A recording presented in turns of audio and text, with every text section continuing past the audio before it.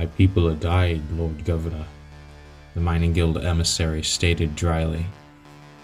A full 17% of our working-age population suffocated when power privileges were revoked from our dome, and that is the least of my worries.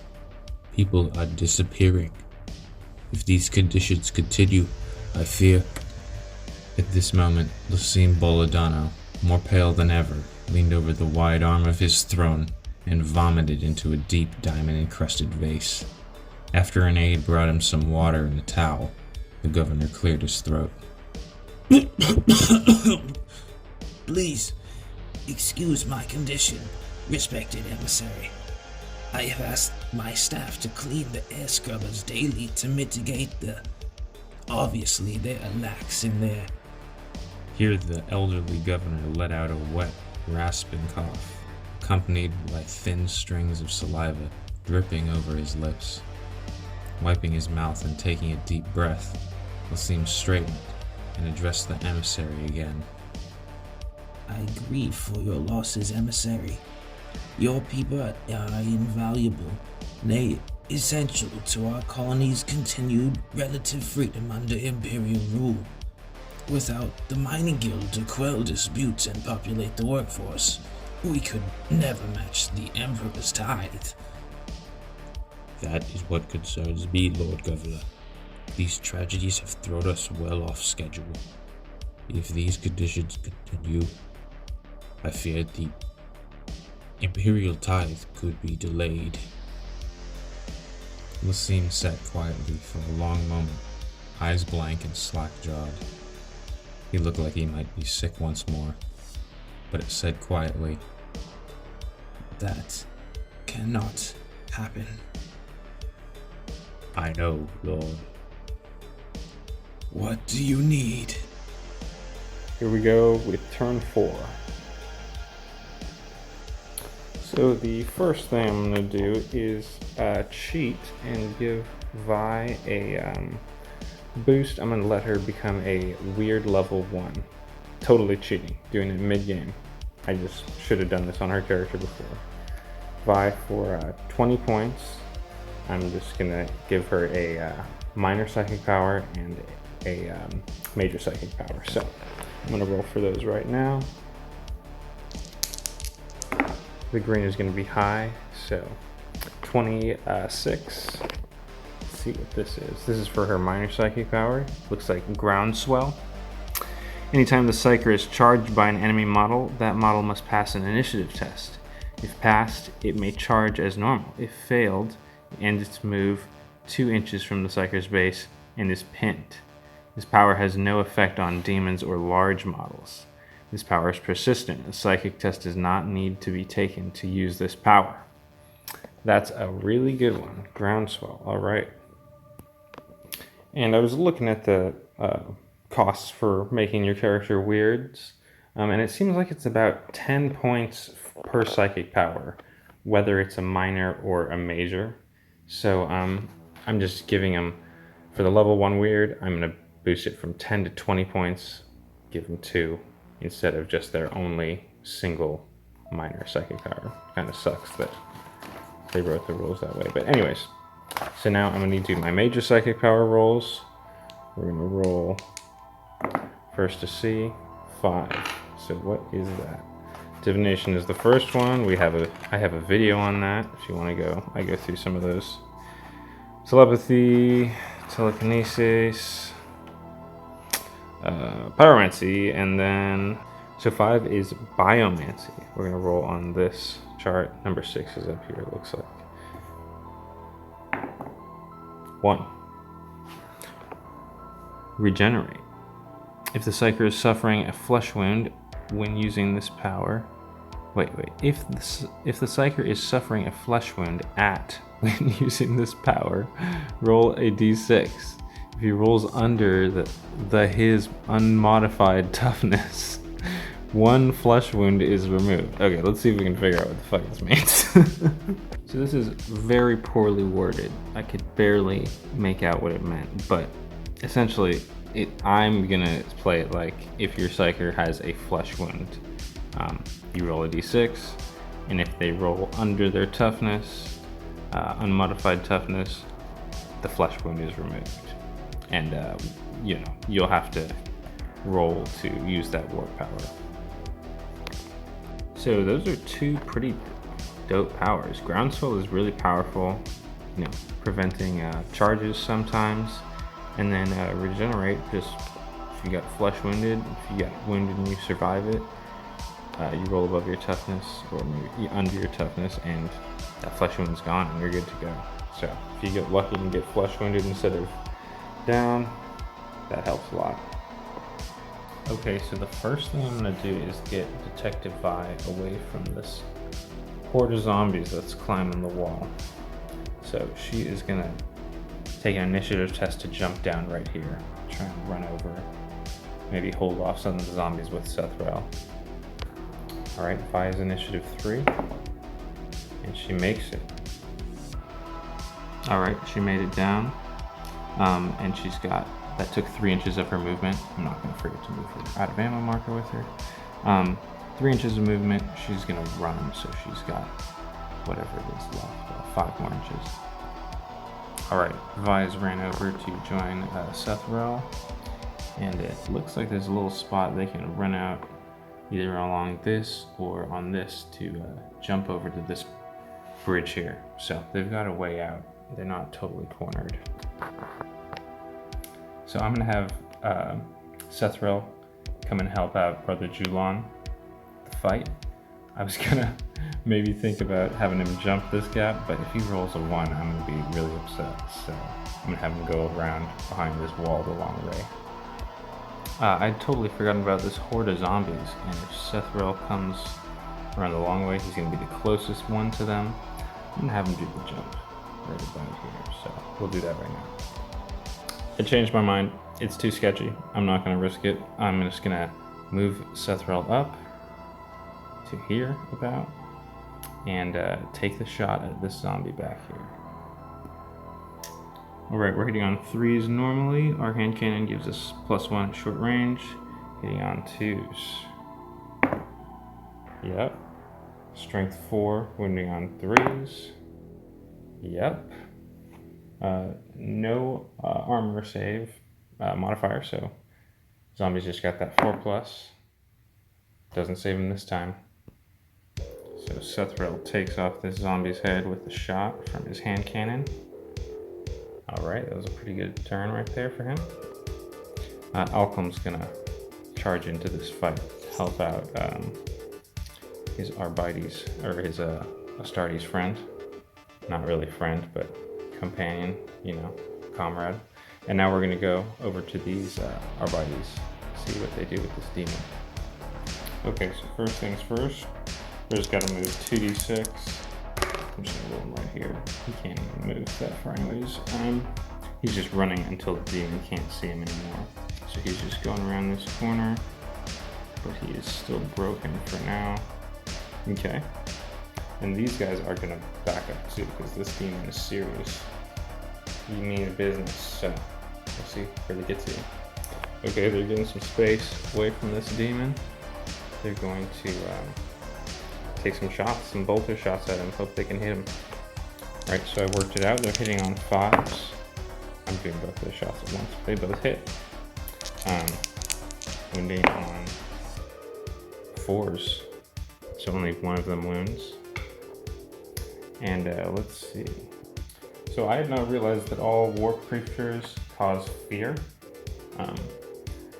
So this guy's gonna have fear from now on, and also he has a 4+ invulnerable save. All warp creatures have a 4+ invulnerable save except against holy weapons, psychic weapons, and something else.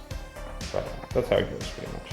So here's his invulnerable save. He doesn't make it though. Okay, so this wound goes through.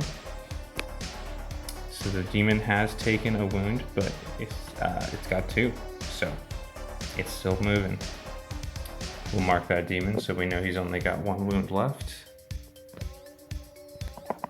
So I gotta give Sethrel his kill.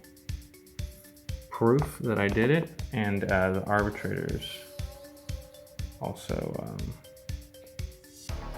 got a kill finally. well, a wounding hit, not a kill. And yeah, I just realized I was doing things out of order. I should have moved everybody first and then shot. And it's okay. I haven't played for a minute, so just getting back into the rules. All right, we're gonna start our melee combat with Proctor Alcom. All right, so yellow is the Proctor, green is the zombie.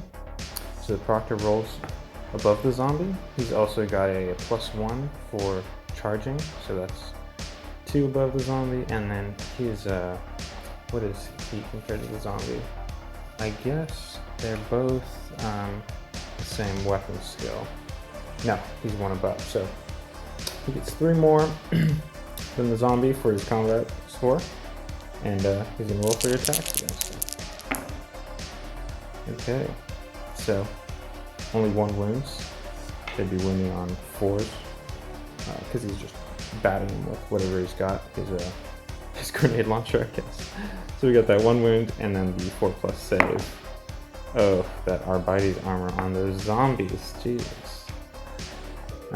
So, yep, that was that.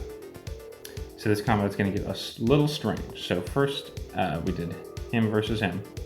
He survived, zombie survived. We're now gonna go our scout versus the same zombie. Scout's gonna be the second character fighting that zombie. So the scout's gonna get a bonus, right? After that, scout's gonna probably fight this zombie, and that zombie's gonna get a bonus because it's the second model fighting the scout. This is the first one, that's the second one. All right, sorry, here we go.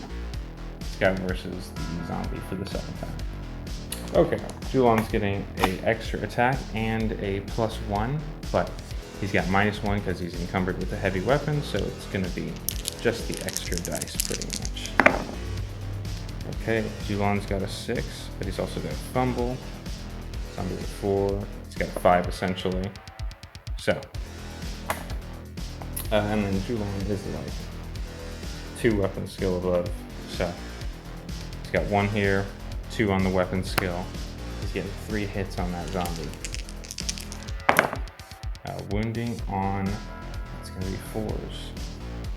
Actually, wounding on 3, so all 3 of these wounds.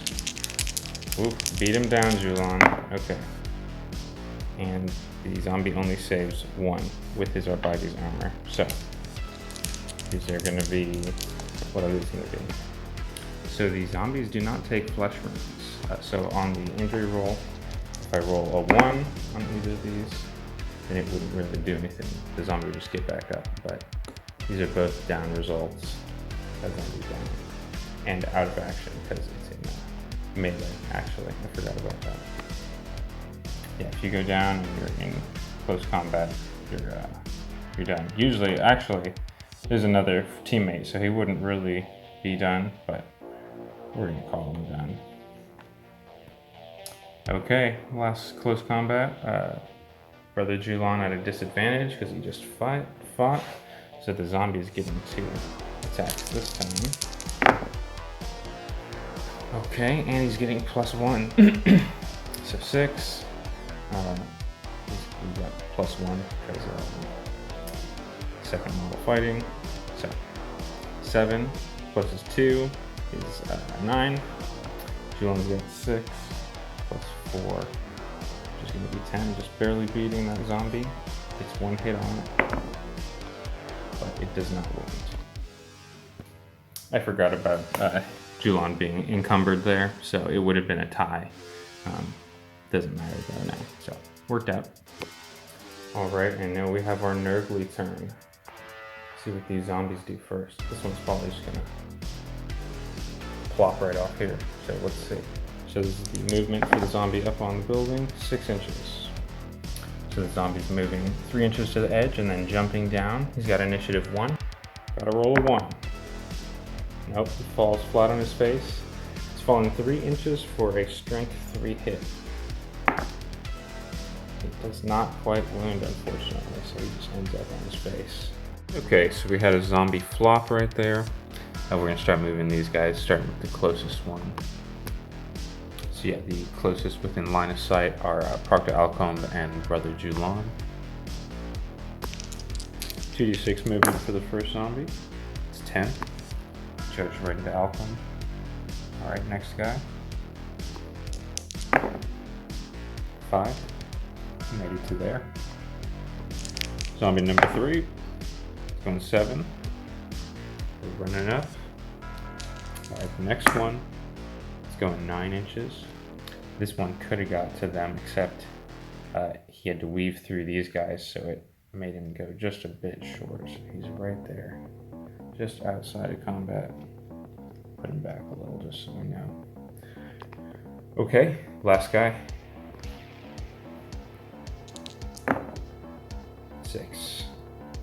Man, look at that. That's the second wave. Let's see if they can hold off against this too. Okay, so this Nurgle demon now, and I just looked at the charging rule.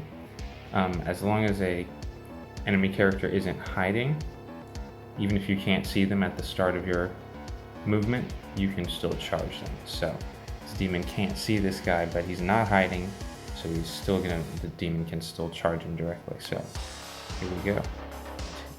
8 inches for this demon. That is terrifying. This guy ran away.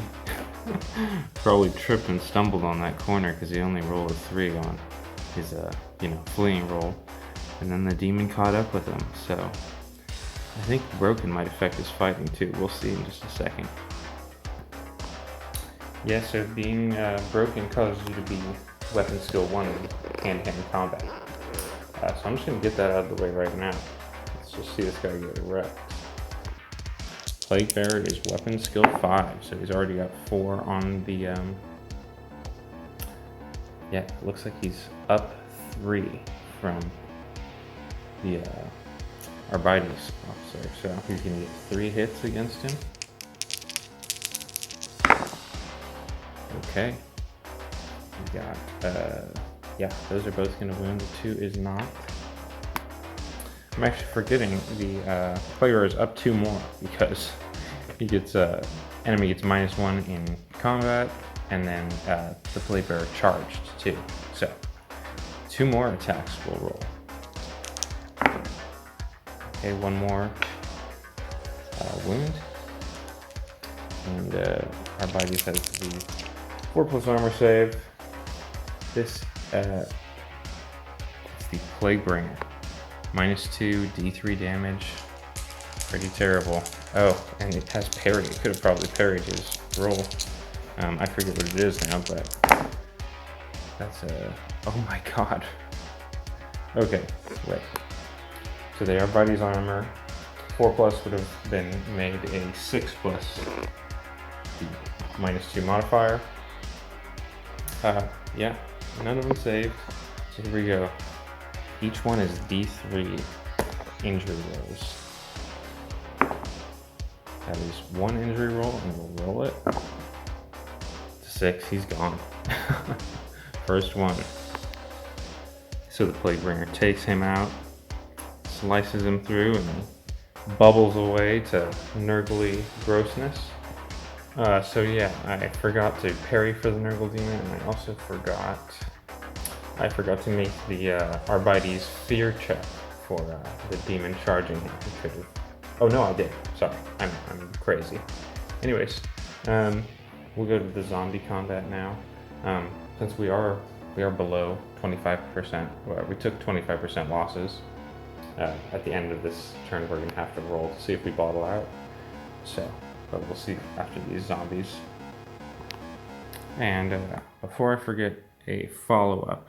A 2-inch move after you take out an enemy in hand-to-hand combat. Why would the Nurgle Demon not do that? So he's going to try and get into hand-to-hand with these guys. And he's right up there. Okay, that's all for them. Zombies. So we're going to start with this zombie that charged Proctor Alchem against Proctor Alchem. The zombie is at +1 because he charged. Oh, it's a tie. The zombie is 1 below Proctor Alchem in a weapon skill, but they're pretty much tied because the zombie has the +1 from charging. So it goes to initiative, and Proctor Alchem would win His initiative's 3, while the zombies is just 1. Alcom's 1 hit, wounding on a 4. It does not wound. And next is going to be this zombie hanging on to Brother Julon. It's going to try and take some bites and scratches at him. Julon is at -1 for being encumbered with his heavy bolter. Okay, this isn't looking great. He is a weapon skill 4 though, so that's pretty good. 4 + 2, that's going to be 6. The zombie is 4 + 2 also. The encumberment means the zombie wins, unfortunately. So 1 attack at Julon, not strong enough to wound him though. Good. So this is how we're looking at the end. That was the end of combat. We're gonna do our morale recovery stuff now. Oh, you know what's great? So, since Julon is here, we actually have 8 people down here in these Underhive ruins. And that boosts us, so losing 2 men is only 20% of our warband. So we need 25% to have to bottle out, or to have to take the bottle roll. So Julon, just having this Space Marine down here has made us that much braver. He's really saving our asses. Alright, just wanted to let you guys know that. Okay, so that's pretty much it for this turn. I'm just getting a few close-ups of everything that's going on. Like this guy falling here, some zombies you can see out there. Sethrel on this edge here, trying to help him out, blasting a few zombies off him, and then Proctor Alcom and Julon fighting side by side. Love it. Okay. Alright, that's it for this this episode. Yep. I'll start on the next part. Alright, hope someone enjoyed this.